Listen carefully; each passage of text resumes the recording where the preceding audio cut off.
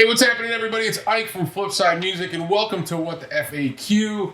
Season 3, Episode 3. Trace. Double threes, and I'm here Dual Trace. with Dylan. Dylan.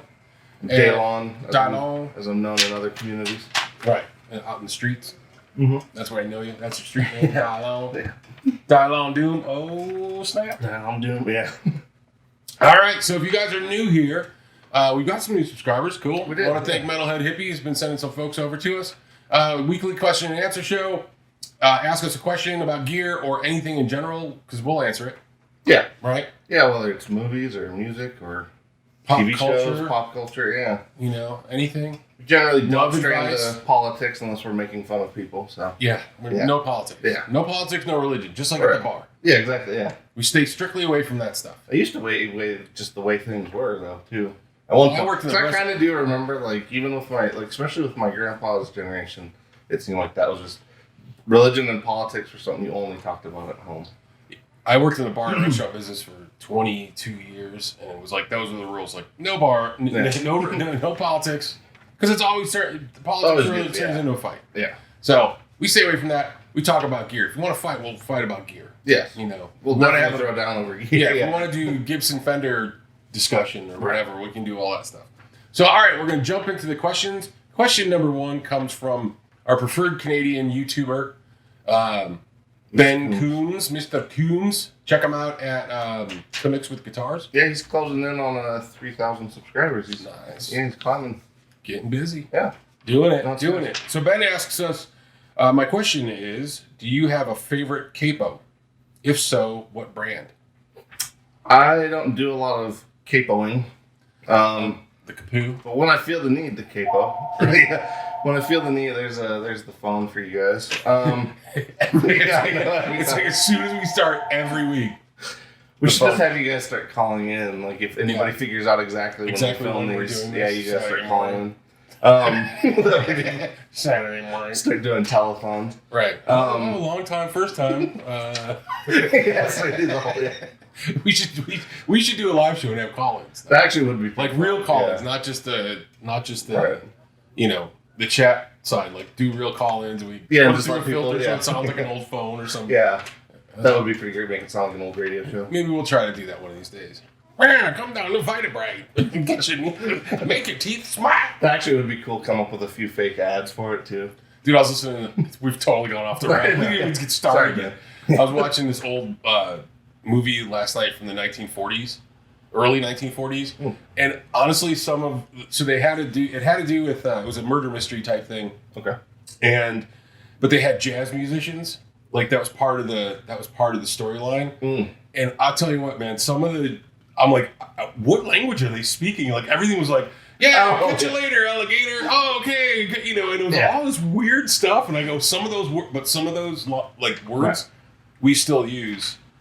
Like a lot of those phrases are still being used today, but it was like from 80 years ago. It was pretty crazy. But some stuff was just incredibly. And I remember watching one with I think Bing Crosby was in it, and they kept saying like instead of like saying goodbye, they kept saying see you or catch you on the flop, and then he's like catch you on the flop, slick. And I was like, and I'm like, what does that even mean? I'm like, okay, I get it, but it's just funny, like catch you on the flop. Like, yeah, and all those things. That's what it was. Like last night, it's like all this stuff. Like, and it's funny because the detective guy. It was a kind of a comedy. Yeah.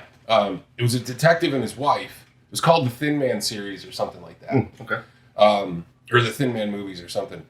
But it was a comedy, so a lot of the timing was funny because he's just like looking at the guy and he's like, yeah, sure, the beef. Yeah, you know, it was just funny the way they went about it. All right, well, it's funny because the way they used to film some of that stuff too would be totally out of context because of the way like the camera angles and stuff. So it is funny how choppy sometimes. It was a great movie. It was only like an hour or so long, and there was 2 of them, so I watched both of them. But that one was in particular was funny just because of all the phrases. Yeah, and I was like, I gotta find that again and start writing all some those of these jazz down. musicians and their jazz cabbage. The jazz cabbage. Oh man! All right, so favorite Capoo. Yeah, favorite capo. I don't really use a capo either. Yeah, I was just saying the one I recommend at least when customers come in, the Ernie Ball one is actually pretty nice. It's only like $15 and it covers both acoustic and electric. So yeah, I mean that'd probably be the one I'd go with just so you didn't have to have 2. I think the other one is like the Kaiser. I was gonna say, I'm sure there's guys like that really use them often. I'm sure there's some higher end ones that are. Yeah, the Kaiser stuff is a little bit more expensive, and they're really good. I don't have one, but because I don't really use a capo either. So. That's what I was just saying. Like something like that for me wouldn't need to really be high end because I can't say that I do it often enough to even really notice a good difference. Right, and I think if you're a more acoustic player, you're probably more apt to use a capo. Because I played in this one band and we were doing a Tom Petty song, and they were all everybody was using the capo, and I go, I'm not playing in the damn capo because as soon as I take the capo off, the guitar's completely out of whack. It just didn't. If I put the capo on, I'd have to tune it up. As soon as I took it off, and what we used to do is we'd go right into the next song. Oh, and I'm like, I'm not having it, so I just learned the song in a different spot. In a different spot, and I just played it that way. That makes sense. Just because I'm like, I'm not doing that. Right. It just makes sense. Well, no, it's like the guys that try to. I mean, I think that detuna thing, like the little EVH detuna for like the D string. I think it's an interesting idea, but like I've never seen anybody practically pull it off and like and not have like 5 minutes of tweaking it to get everything else back in order. Like that, or you pull it, like you get it, you do it once, you get it to D, and then trying to go back. And especially if you're doing it with a floating bridge. Right. Like if it's a hardtail, it's like if they have the one that does the clip up top, you know what I'm talking about? Well, that or like that's if you have the tremolo where it blocks it, but at the same time, like the whole fun of those guitars is to have the trem. So it's just, especially a floating trem. So that's something I'll never quite, like for me, like if you're going to play that instrument and that's your number one, if you're going to do anything in drop D, you just have to have a second guitar for it. That's what I would suggest. Yeah. And it's not that it's not possible. No, it's kind of a pain that. Well, and like what you just said though, like for instance, if you were to roll right into another song, like is it really worth taking the chance that you're going to be out of tune? Yeah, and then or would you rather just? Yeah, I'm terrible. Right. Okay, so let's move on to next one. Is Tim White? What's happening, Tim? Do you have any experience with balanced string sets? You've got more experience with that than I do. Yeah, I did try some 11s that were balanced, and I actually did really, really like those. There's not like a ton of them out there, so it wasn't something I stuck with. Dario makes them. Yeah, I was gonna say that was the particular one I tried, and there's not a ton of gauges either. I mean, at least that we've ever had. So, I mean, it was pretty nice. I can't say I noticed like a huge difference, but it was pretty nice to feel like everything really does feel at about the same tension, especially for doing like chords and things. It didn't feel like. Not that this happens that often, but like I do play a lot of 10 to 52 sets or like weird hybrid sets. Mm-hmm. And in those sets, you'll feel like you're pressing the treble strings too hard. And then sometimes you'll feel like you got too much tension on the lower strings. Whereas I feel like the balanced tension, you had pretty much the same overall thickness, in terms of the feel, but you didn't have the resistance that you would have from having the two different string types. Because like those lighter strings pulled that tight sometimes can be a little too much. So right, it does make a difference, but it wasn't anything I felt like I needed to stick with. And I just use basically tens. Yeah, straight tens. Yeah, no, I just tried them for curiosity. I would also, when it comes to strings, I think we kind of touched on this last week. I would try any and all strings you're curious about because you really don't know until you try them, and it might be the thing for you. I don't. Until you try it, you're just not going to know. So right, that's all. That's a kind of a blanket answer for a lot of stuff too. Well, it is, but like strings in particular are so personal. Yeah, everything's so textile. Yeah. You're touching it, and you got to like that. Well, it's kind of like we've said before. Like we can't sell you on your own hand, so those things are things that what's the worst? You're out $5 to $10. Right. Usually not the worst thing in the world. So right. Okay, so what do we got next? We got Andy Dion says my studio headphones just broke. What headphones do you recommend for recording? It's a good question. I don't have a lot of experience with headphones. I don't know. I'm not very punk or anything, but I'm also of the approach that if it sounds good on like not so great gear, it's probably going to sound really good on good gear. Good gear. So I can't say I've ever gone really crazy on headphones before, but. And I would have to say also it kind of depends on because it's a tough question to answer because where's the budget at? Are you looking for $100 set of headphones? Well, yeah, like is this for like studio grade mixing, like pro mixing stuff, or are you just kind of doing stuff at home? Because there's, I'd say affordable headphones out there. Mackie makes some decent ones. Sure, I was gonna say Sennheiser have always been good. What else did we have? Like we got a set of the Mackie ones. I even had CAD audio ones. Yeah, actually for the money, the CAD audio ones are really good. I thought. Yeah, that's what I got. I got those. I got 2 different sets at home, and one's a CAD audio set that I use with my electric drum set. Well, I think you'd given me a set that was had the balanced output for doing the videos and stuff. And those are really good. Like those, I actually end up hearing things.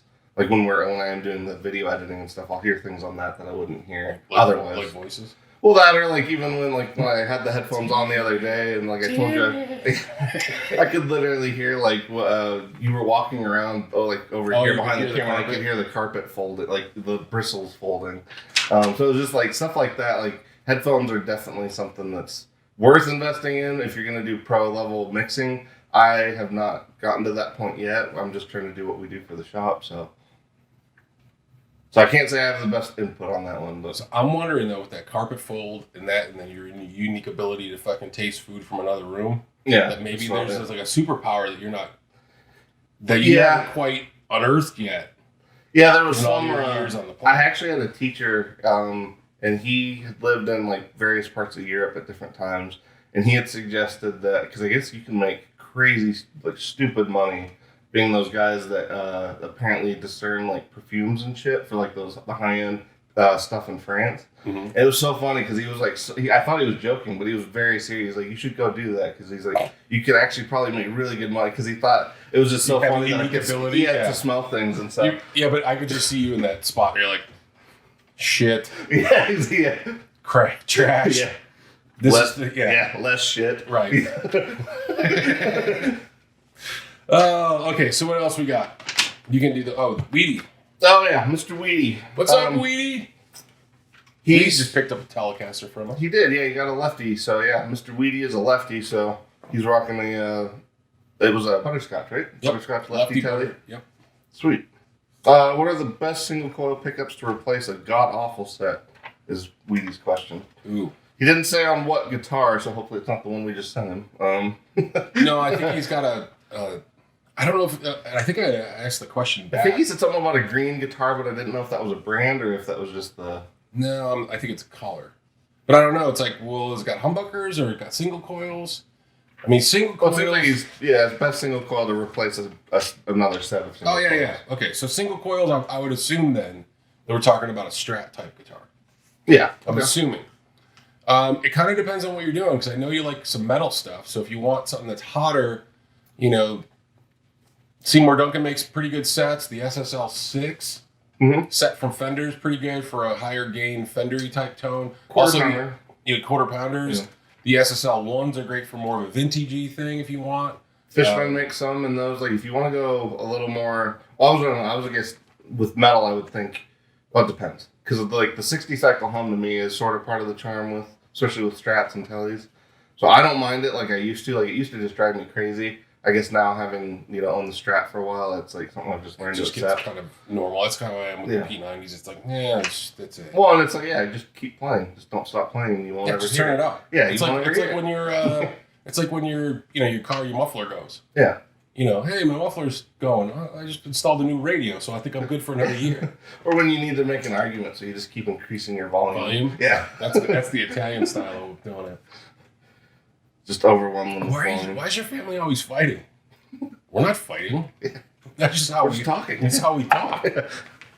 Okay, so I think there's some good suggestions. But the Fishman. Check out, Fishman. But I mean, there's a lot of really good sets out there. It kind of depends on what you're going for, and then also like where your budget's at, because you can go all the way from $150 a set, $200 a set, to $300-400 depending on where you're trying to go or what you're trying to do. And there's a lot of small builders out there too that make really cool, like Righteous Sound makes some really great pickups. So there's a lot of options out there. Well, honestly, even some of the pickups Fender's been making for some of like the Pro 2 stuff, like I'm not usually a bridge Strat guy.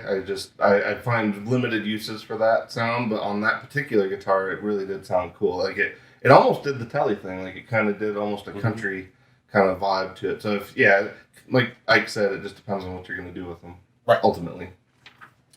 All right. So last question for the day is Mesa Boogie Gibson Merger. Yes. Thoughts? So yeah, I was gonna say, yeah, obviously thoughts, concerns, and yeah, obviously the whole internet has talked about this quite a bit, but yeah, I've had a lot of customers asking us. Well, especially me because there are two of my favorite brands. I'm pretty mixed. Like, I love Gibson's designs, but I can't say I'm the biggest fan of modern day Gibson. I mean, maybe you mean like guitar wise or amp wise?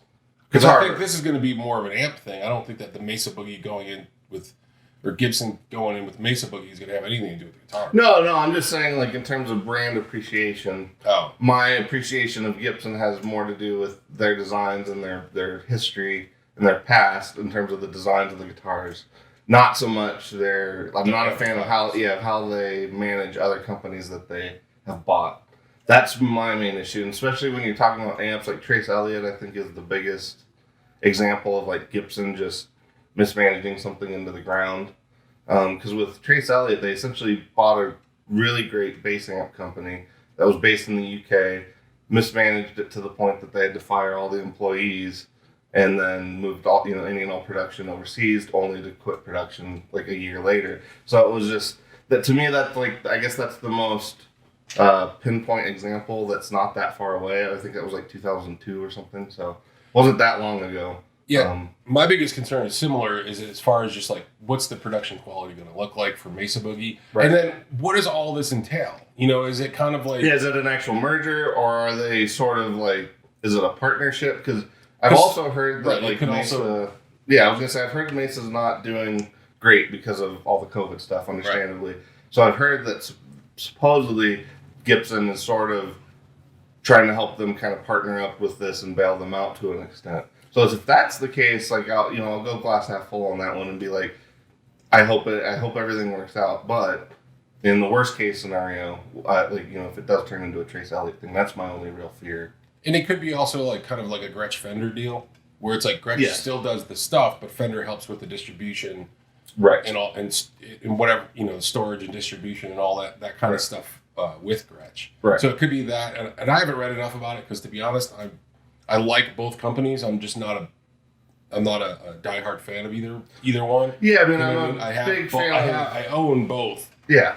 I just don't. That's funny. Yeah, we both do now. That's true. Yeah. But yeah, no, it's one of those ones. Like, I'm a huge fan of both products. I guess the companies, we'll see what ends up happening is in terms of all the management stuff. That's, like I said, that's my only real concern. I mean, I'd like to think that it's going to work out and going to be something cool. Yeah, I also think there's definitely cause to be concerned. I don't think, people need to, I mean, who knows? Most people really don't care that much about it. But this is pre-Gibson-Mesa. Yeah. So now the prices are going to be like...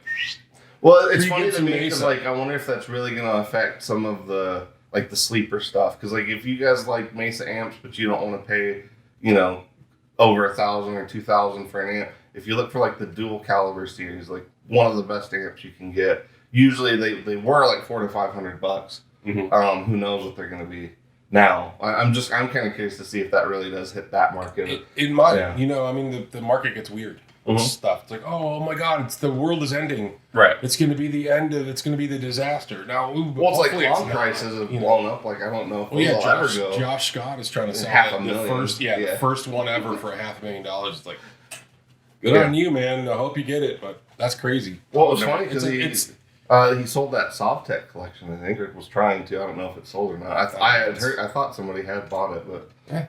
I mean, good for him. It's just funny. It's crazy. That's a ton of cash. I mean, that's an incredible amount of money.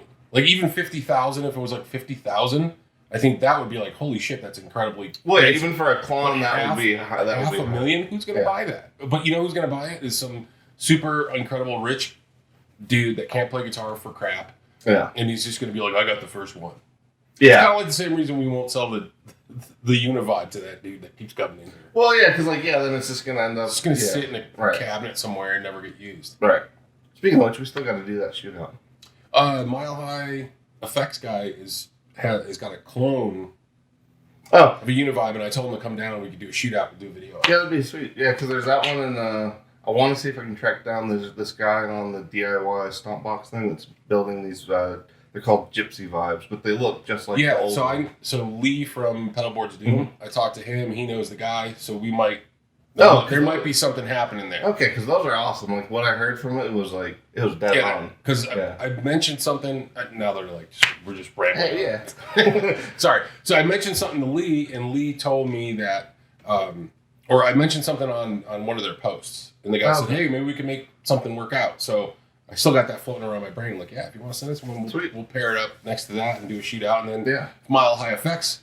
That'd be awesome. We'll do that too. That'd be pretty fun. Yeah, the video I heard of it was it was like dead on. So yeah, I think I saw that same one. Nails the look too. Like he went to the extent of having like the whole chassis built, so looks just like an old one. Sounds, at least from what I heard, it'll be cool to AB them. But yeah.